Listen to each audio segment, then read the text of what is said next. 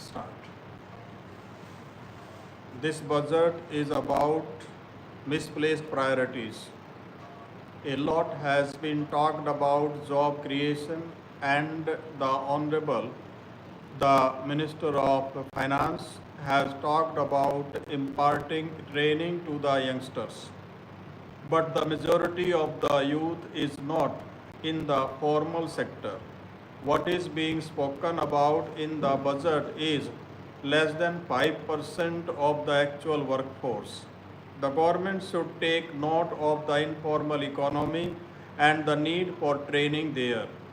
There are three important segments that constitute everyday life of people: fertilizer, food, and education. Based on last year's numbers, the total allocation on fertilizer has been reduced by 2.2%. When you reduce the allocation of the basic input that goes into life, then how does the government expect the country to grow?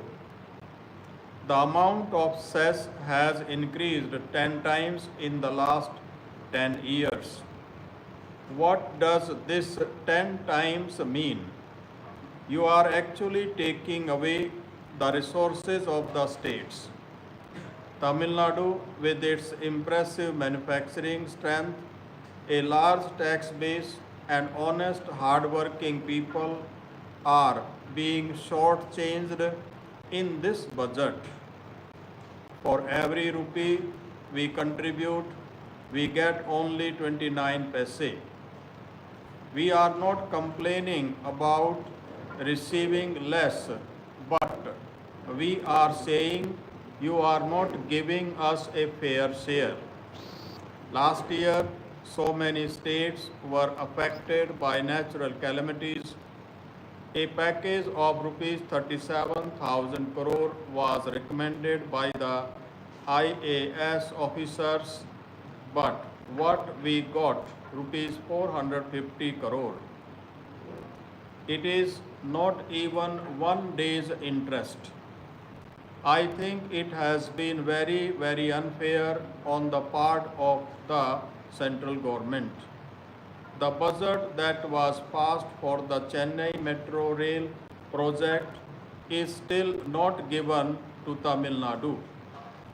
I thank the Finance Ministry for reducing the corporate tax from 40% to 35%.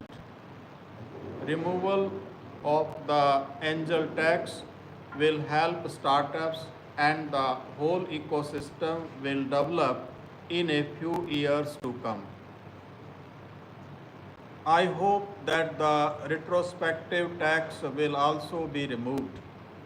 This year, almost rupees 11 lakh crore has been put in place for capital expenditure. I hope that the Minister of Finance will look into it. Almost 5.4 lakh income tax appeals are pending at the commissionerate level. We can only address this when we have a timeline defined in clauses 88 to 99 of the Vivad Se Vishwas scheme. There is an 18% GST on health insurance policies, and only 25% of people have health or medical insurance. More people should have health insurance, which is possible only if GST is reduced. We need to review the 12% GST on agricultural equipment, 18% GST on tractors and machines for processing and milling, and 15% GST on pesticides. I think instead of having these many numbers of percentages and these many brackets of GST numbers, I hope and wish that the Minister of Finance will come up with a lesser number, like how the government has it for fertilizers, which is 5%.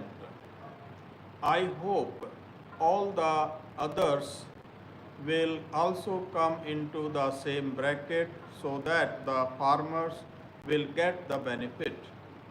Now I come to the textile industry, which is one of the backbones of my district. Protecting the farmers is one thing, but protecting the industry is also our duty. The only way that we can protect the industry is actually by giving it enough raw materials so that it can produce good quality products and it can become competent when it exports to other countries.